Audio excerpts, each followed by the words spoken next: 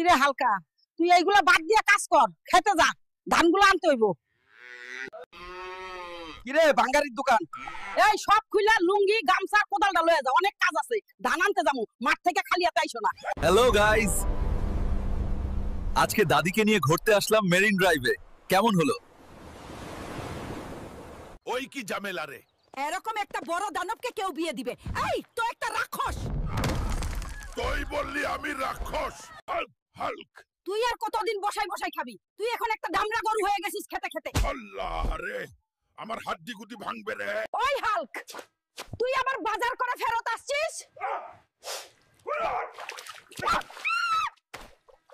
ওই ধামড়া রাক্ষস হুল্ক, তুই এই মেয়ে তারে কই থেকে পাইছি রে? তুই আমাকে ঢামরা রাক্ষস বললি কেন? বুড়ি